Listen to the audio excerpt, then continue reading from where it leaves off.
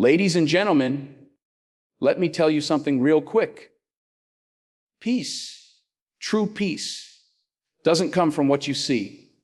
It doesn't come from your bank account, your job title, your likes, or the applause of people who don't even know your struggle. It comes from what you believe.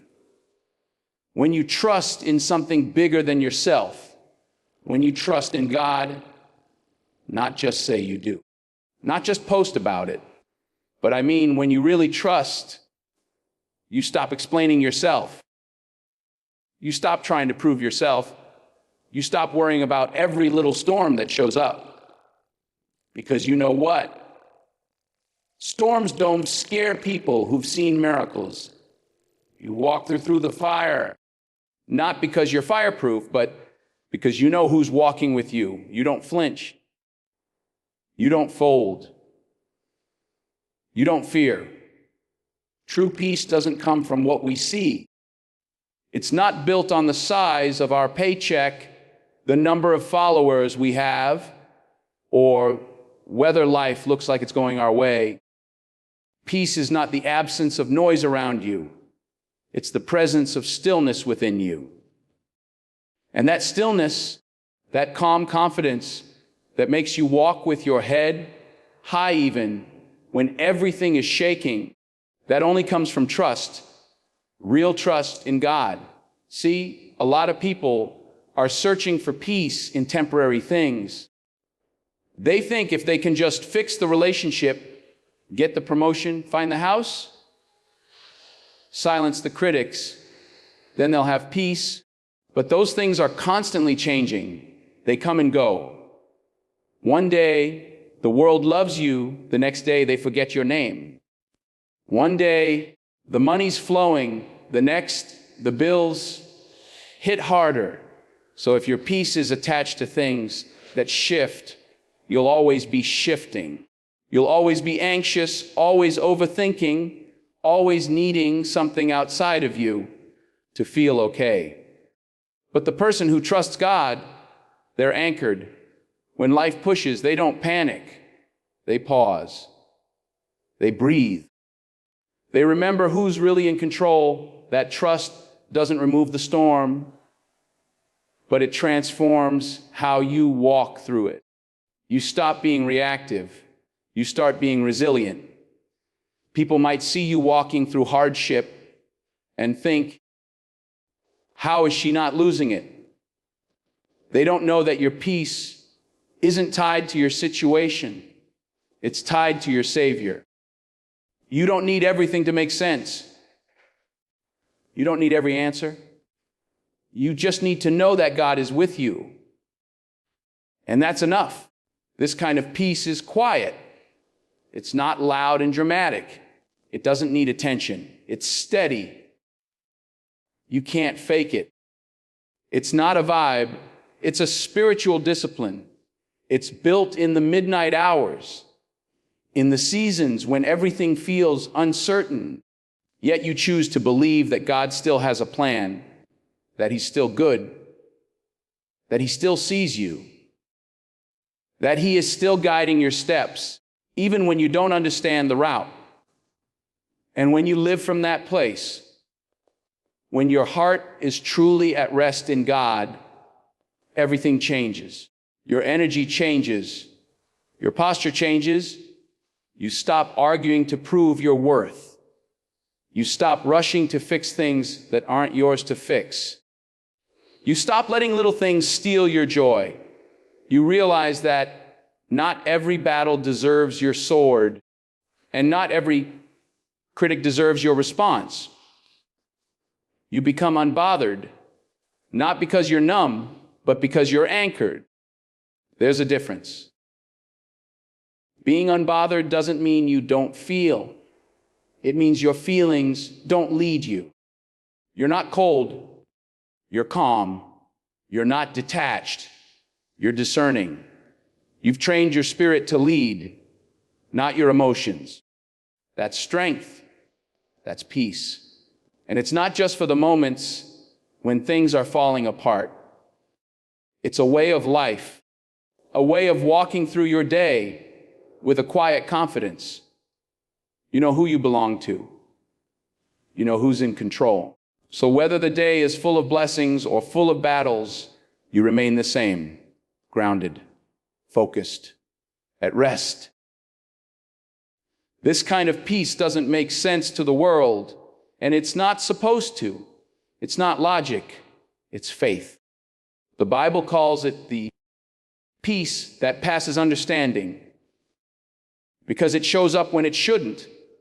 You could be surrounded by chaos and still have clarity. You could be facing loss and still have hope. You could be walking through fire and still feel covered. That kind of peace only comes from trusting God. It's not something you find in a book or a podcast or a quote on your feed. It comes from knowing God for yourself, talking to Him, listening, following even when it's hard, trusting even when you don't see the full picture.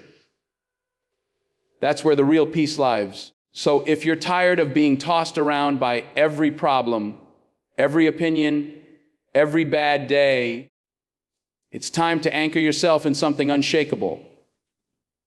Let go of needing control. Let go of needing everyone to understand. Let go of needing every step mapped out, and grab hold of faith. Grab hold of trust. Because once you start living from that place, once you fully trust God, you'll move through life unbothered. Not because life gets easier, but because you got stronger. Stronger in spirit, stronger in faith, stronger in peace. And that kind of strength, the world can't give it, and it sure can't take it away. Being emotionally unshakable isn't about being emotionless. It's about being so deeply rooted in your trust in God that your emotions no longer rule over you. They serve you. You feel everything, yes, but you don't get led by fear, panic, insecurity, or doubt. There's a difference between reacting out of emotion and responding out of faith. When your faith is strong, your emotional stability follows. When life hits hard, and it will, you don't fall apart. You may bend, but you don't break. You don't run around looking for answers in panic mode. You pause. You breathe. You check in with the one who holds your future. The world may see you as calm and collected, but what they don't see is the deep internal dialogue between your heart and your faith. They don't hear the whispers of Scripture running through your mind. They don't see the prayers behind the peace. Because when you trust God, you understand that you don't have to manage every outcome. You don't have to fix everything, solve everything, control everything. That's God's job. Your job is to show up, stay in position, and keep your spirit open. That's when emotional strength shows up.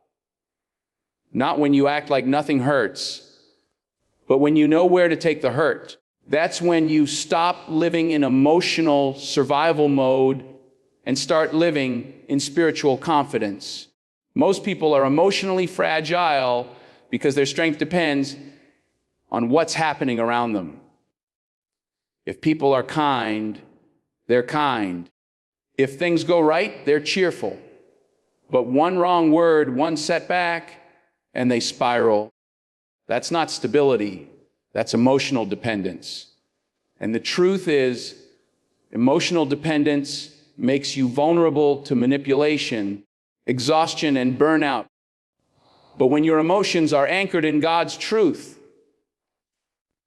when you've been through enough to know that feelings are not facts, you don't get easily swayed. You can feel sadness without sinking. You can feel anger without acting out. You can feel anxiety without losing your direction. Why? Because faith creates a foundation. A person rooted in faith learns how to pause instead of panic. When disappointment comes, they don't explode, they examine. When people come against them, they don't fight, they focus. When life gets loud, they don't shout back, they go silent and listen for God's voice. Emotional strength isn't about being tough, it's about being trained. Trained in the discipline of trust, trained in the habit of surrender, trained in the art of love, letting go and letting God. That kind of training doesn't happen overnight. It happens in the private places, when you're crying but still choose to praise, when you're confused but still choose to move forward, when you're overwhelmed but still choose to believe. That's where true emotional strength is forged. In the moments when you could break, but instead you bow, you don't bow to fear. You bow to God. You say, I don't know what's coming next, but I know who's already there. That kind of mindset isn't just strong, it's dangerous to the enemy, because it means you're no longer controlled by the storm around you. And when you're no longer controlled by the storm, you become a storm in your own right, a storm of peace, a storm of presence, a storm of unshakable trust that intimidates anything sent to break you. That's the kind of emotional strength that can't be bought or taught. It's built, and it's built on the back of faith that refuses to let fear have the final say. So if you want to be emotionally unshakable, don't just try to be strong, train your spirit, trust God. And remember, your emotions are real, but they're not your ruler. Let faith lead, and peace will follow every time. Stillness is strength. That goes against everything the world tells you. The world says, move fast, say something, prove your point, clap back, defend yourself, hustle harder. But real power, the kind that intimidates confusion and silences chaos, that power comes from stillness. Stillness isn't passive. It's not weakness. It's strategy. It's wisdom. It's what happens when you trust that God is doing more in your silence than you could ever do with your noise. See, people confuse stillness with doing nothing. They think if you're not reacting, you're avoiding. If you're not speaking, you're afraid. But stillness isn't fear. It's focus. It's choosing peace over pressure. It's choosing God's timing over emotional urgency.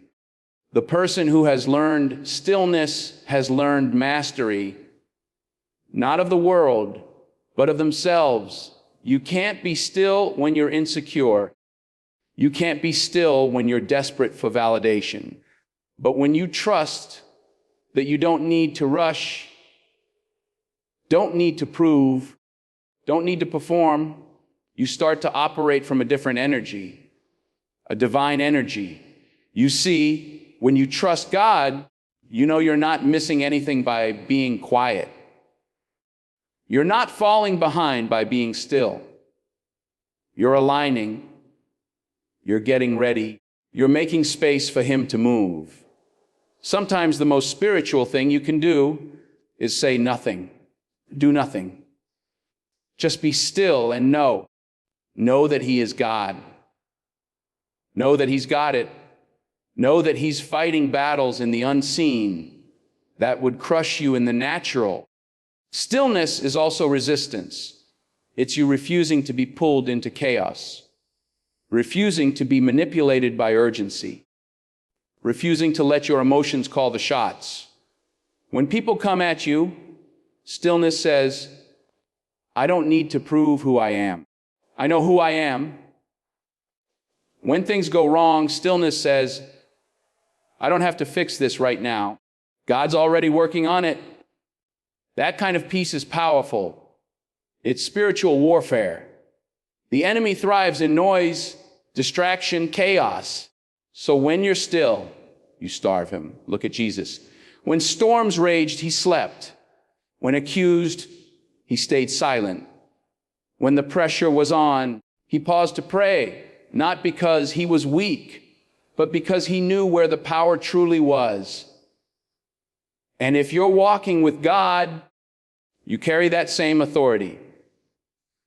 You don't have to fight every battle with your words. You don't have to chase every situation that feels out of control. Sometimes, stillness is the loudest message you can send. I trust God more than I trust my own strength. And listen, stillness doesn't mean you don't care. It doesn't mean you're ignoring the problem. It means you're choosing not to carry what God already said he would handle. You're surrendering, not giving up, but handing it over. You're saying, God, I could act out of fear, but I choose to wait on you. That choice, that strength. In a world addicted to urgency, stillness is rebellion. It's choosing rest in a restless world. It's choosing confidence in a culture of panic. It's choosing clarity when everything else is noise. That's not weakness. It's wisdom. So when life tries to pull you into chaos, pause. When people try to provoke you, pause. When fear tries to make you rush, pause. Go to your still place. That's where peace lives. That's where clarity comes. That's where God speaks. Because sometimes the most powerful move you can make is not moving at all. Stillness is not a delay in destiny. It's a setup. It's a sacred space where faith is strengthened, where hearts are aligned, and where victory is prepared. Let the world move fast. You move wise. Stay still and let God be God. There's a reason why you don't have to react to everything. There's a reason why you don't have to chase every rumor, respond to every insult, or fight every storm. And that reason is this: God is fighting battles you don't even know about. You see, there are things happening in the spiritual realm, behind the scenes, in boardrooms, inboxes, conversations, and hearts that you will never see with your natural eyes. But God sees it all, and he's moving on your behalf. That's what trust really is. It's not just believing in God's existence. It's believing in his involvement. It's knowing that while you're sleeping, he's working. While you're worshiping, he's warring for you. While you're walking in faith, he's making a way. The problem is, we often confuse God's silence for his absence. We think that if we don't see something changing, nothing's happening. But that couldn't be further from the truth. God is not a performer. He doesn't need to show you every move. Sometimes the greatest things he does for you happen in complete silence. He removes people you didn't know were plotting. He shuts doors you thought you wanted. He delays something you were desperate for, because what's behind it would have destroyed you. But when you trust him, you stop questioning his timing. You stop asking, why isn't this happening yet? And you start saying, thank you for what you're protecting me from. You shift your posture. Instead of panic, you stand in peace because you know something deeper. If I could see everything God is doing for me, I wouldn't worry for a second. And let's be real. Some of the battles he's fought for you were the ones inside of you. That thought that didn't take root. That temptation you overcame. That moment when you were about to quit, but something in your spirit told you to keep going. That wasn't just willpower. That was God battling for your mind, battling for your purpose, battling for your peace. You're still here, not because you had it all together, but because he held you together. Sometimes we want proof. We want to see the enemy fall, the critics silenced, the circumstances flipped. But the most powerful proof is your peace, that you're still walking with joy, that you're still showing up with love, that you're still breathing, still trusting, still expecting. That's what trust looks like. Trust says, even if I don't see the battle, I know the victory is already mine. That kind of trust frees you. You stop living with clenched fists. You stop trying to manipulate the outcome. You stop praying and then worrying as if your prayer wasn't heard. You start walking like someone who's covered, because you are. You know who doesn't need to fight loud. Someone who knows they're already backed up by power greater than the problem. So the next time you feel pressure to respond, to react, to defend yourself, pause. Remind yourself, this is not my battle. This is God's. Walk away from drama that demands your energy. Refuse to argue where you've been called to rise. Let the fire burn out on its own. Sometimes the greatest fight is knowing when to stay still. Because God never asked you to fight alone. He never told you to carry it all. In fact, the Bible says, the Lord will fight for you. You need only to be still. See Exodus 14 and 1 forward. That's not weakness. That's reverence. That's trusting that your silence doesn't mean surrender to the enemy. It means surrender to God. And every time you do that, every time you choose peace over panic, every time you keep walking, even when you don't know the way, you are proving something powerful, that your faith is not in your own hands, but in His. So take heart, rest easy, keep walking. Stay quiet when needed. Speak only with purpose. And above all, trust. Because God is working, fighting, and making a way for you in ways you can't even see. And if He's for you, nothing can stand against you. When you truly trust God, you stop needing constant approval from people. You stop chasing likes, applause, attention, and compliments just to feel like you matter. Because deep down, you already do. You're already chosen, already loved, already seen. That confidence doesn't come from your followers, your job title, or your status. It comes from God. See, one of the biggest traps people fall into is the validation cycle. They do things just to be seen. They say things just to be heard. They overperform, overexplain, overextend, just to feel accepted. But let me tell you something powerful. When your confidence is anchored in God, you no longer need the room to clap for you. You bring your own applause. You show up knowing that even if no one else affirms you, God already did. Validation is a drug. The more you get it from the outside, the more you need it. You start depending on it, craving it. And the moment it's not there, you start questioning your worth. That's why so many people burn out, not because they're doing too much, but because they're doing too much for approval. But there's a shift that happens when you truly know who you are in God. You walk differently.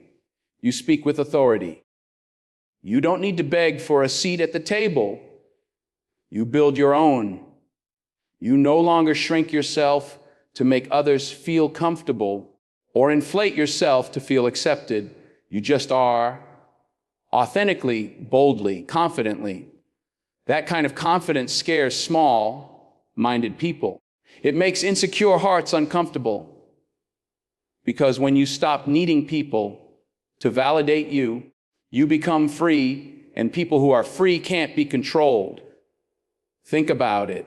Jesus never chased validation. He didn't ask for approval before performing miracles. He didn't try to please the crowds. In fact, he often walked away from them. Why? Because his mission wasn't based on being liked. It was based on obedience to his Father. And if you're walking with God, your mission has to be the same. So what does confidence in God really look like? It looks like not over-explaining your boundaries. It looks like staying silent when people misunderstand you because your peace matters more than being right.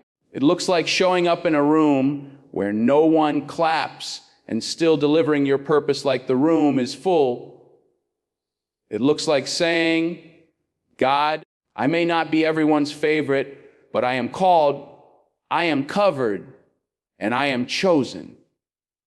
Because when God says you're enough, who is anyone else to say otherwise? Confidence in God also kills comparison. You're no longer threatened by someone else's beauty, talent, or blessing. You celebrate them because you know their lane doesn't block yours. You trust that what's for you is for you.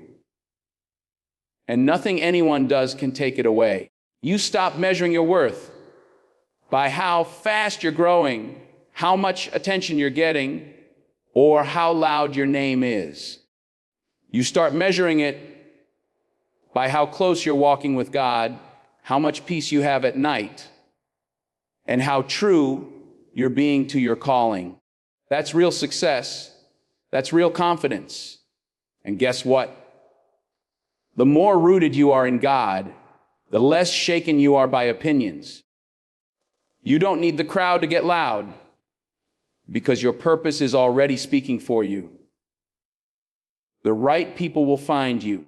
The right doors will open. The right timing will unfold, not because you manipulated it, but because you trusted God and stayed in your lane. So if you're tired of feeling like you're not enough, pause. Stop looking outward and start looking upward. The only validation you'll ever need is already stamped on your soul, approved by God. From that place, you can live, love, speak, build, and lead without fear, without apology, without hesitation. Because when your confidence comes from the one who made you, you no longer need permission to be who you already are. And that is the kind of confidence this world can't give and can't take away. When life throws storms at you, when everything seems to be crashing down, the faithful don't panic. They don't let the fear of the moment steal their peace. Why? Because their past victories remind them of one unshakable truth. If God brought them through before, He will bring them through again. Storms test us. They reveal what's really inside. But a person who trusts God walks through those storms differently. They walk with calm, not chaos. They walk with confidence, not confusion. It's not because they're naive or oblivious. It's because they have a history with God. Think about every time you faced a mountain that felt impossible to climb. Maybe it was a relationship that felt beyond repair, a job that slipped through your hands, or a health scare that scared you to your core. And yet, here you are. You survived. You kept breathing. You kept moving. That survival wasn't by accident. It was God's hand. It was His power working quietly in the background, fighting battles you didn't even know were happening. It was His grace covering your mistakes, His strength lifting you when you were too tired to stand. Because of those past victories, you don't need to be ruled by fear. You don't need to be consumed by worry. You don't need to be tossed around by every bad report or bad news. Instead, you carry a quiet confidence that says, I've been through fire before. I'm still standing, I'm still here. And I'm not alone. That kind of faith builds resilience. Resilience is more than just bouncing back. It's growing stronger because of what you've been through. It's walking with scars, but refusing to be defined by them. It's carrying wisdom born from pain.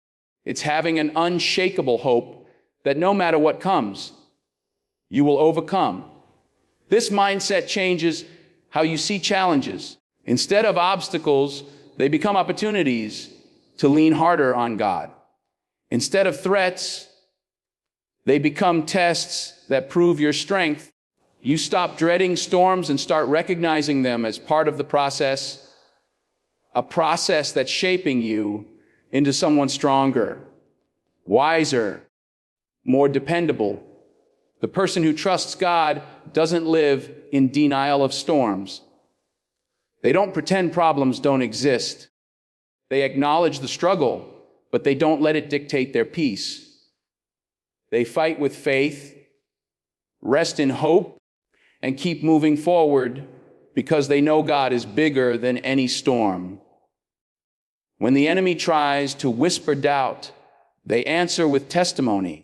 When fear tries to paralyze, they respond with faith. When pressure threatens to break them, they stand firm because of the battles already won. Your past victories are a promise. They are proof that God is faithful, that He doesn't abandon His own, that He is always working for your good, even when you can't see it. So, hold on to those victories. Remember them when the night is darkest. Let them fuel your courage. Let them remind you that no storm is too big when God is your anchor. You are not helpless. You are not hopeless. You are a survivor, a conqueror, a warrior who doesn't act like the storm bothers you, not because it doesn't, but because something greater does. And that something greater is your trust in God. When you place your trust in God, you start living with a sense of purpose that doesn't depend on external circumstances. It's a deep-rooted assurance that no matter what happens around you, you're on the right path. That kind of purpose fuels every decision, every step, every breath. Living with purpose grounded in God means you no longer chase fleeting goals or empty achievements. You stop measuring your life by what you have or don't have, by who notices you or ignores you. Instead, you measure your life by faithfulness, by how true you are to the calling on your life. This purpose brings clarity. When distractions come, you know what to ignore.